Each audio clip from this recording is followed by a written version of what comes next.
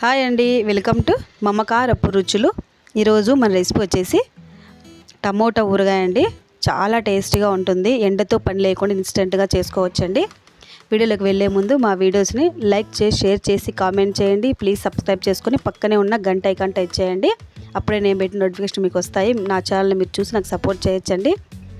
ముందుగా దీనికోసం నేను 1 కేజీ టమోటాలని శుభ్రంగా కడిగి తుడిచి తీసుకున్నానండి. తర్వాత పెద్ద నిమ్మకాయ సైజంతా చింతపండుని ఇలాగా ఒక పిడికెడు అనుకోండి, 2 పిడికెలుగా తీసుకున్నానండి. ఒక బాండీలో 3 టేబుల్ స్పూన్ అంతా ఆవాలు తీసుకున్నానండి. 1.5 టీ స్పూన్ అంతా మెంతులు తీసుకున్నానండి.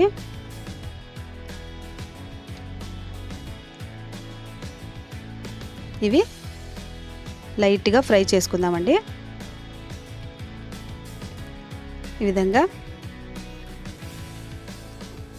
చూడండి, ఆవాలు చిట్టుపడం అంటూ బాగా వేగిపోయాయి.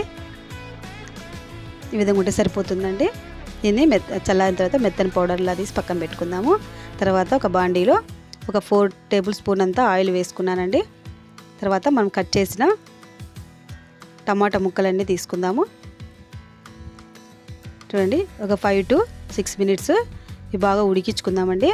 ఇలా నీరు పైకి వస్తుంది కదండి, అప్పుడు చింతపండుని ఒకే చోట కాకుండా విడివిడిగా అంతా వేసుకుందామండి. ఇలా చింతపండుని అంతా వేసి ఒకసారి బాగా కలుపుకుందాము.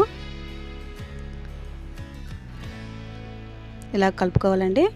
ఇంకొక 8 to 10 మినిట్స్ ఉడికించుకుందామండి. మీడియం ఫ్లేమ్ పెట్టుకొని అప్పుడప్పుడు కలుపుకుంటూ ఉడికించుకుందామండి, అడుగంటకుండా.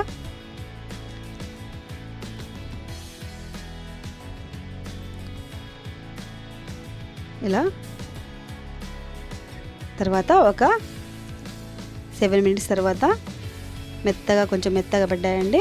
ఇప్పుడు 1.5 టీ స్పూన్ రాళ్ళుప్పు వేసుకున్నానండి. ఇది కూడా అంతా కలుపుకుందాము.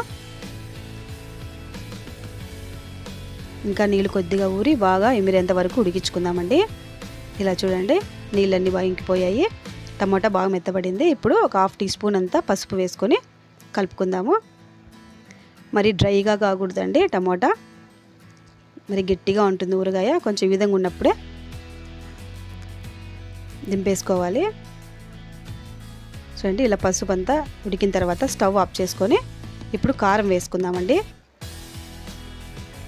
3 టేబుల్ స్పూన్ కారం వేసానండి.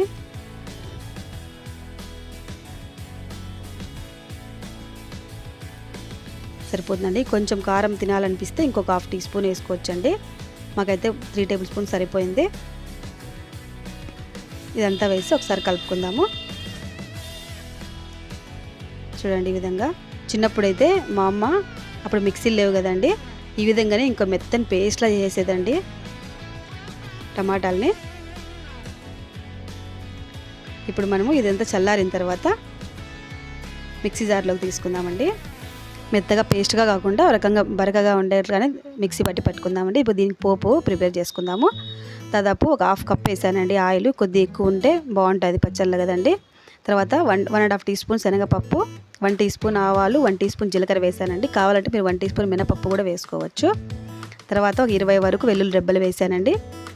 కచ్చాపచ్చగా దంచి వేసాను. తర్వాత ఒక 4 ఎండుమిర్చి వేసానండి. తర్వాత ఒక 1/2 టీ స్పూన్ అంతా ఇంగువ వేస్తే చాలా బాగుంటుందండి పచ్చళ్ళకి. తర్వాత ఒక 2 రెమ్మలంతా కరివేపాకు వేసేసుకున్నాను. ఇదంతా బాగా ఫ్రై అయిన తర్వాత మనం మిక్సీ జార్లోనే టమాటా పేస్ట్ అంతా వేసుకుందామండి. వేసుకొని మన పొడి ఉంది కదండి, ఇప్పుడు ఆవపిండి పొడి అదంతా వేసి కలుపుకుందాము. ఈ టైంలోనే చూసుకోండి, ఉప్పు కారం ఏమన్నా తగ్గితే వేసుకోవచ్చు. అంతేనండి, ఎంతో టేస్టీ అయిన టమోటా పచ్చడి రెడీ అయిపోయింది. చాలా టేస్టీగా కూడా ఉందండి. ఒకసారి మీరు ట్రై చేయండి. వీడియో నచ్చినట్లయితే లైక్ చేసి షేర్ చేసి కామెంట్ చేయండి. ప్లీజ్ సబ్స్క్రైబ్ చేసుకోండి. Thanks for watching.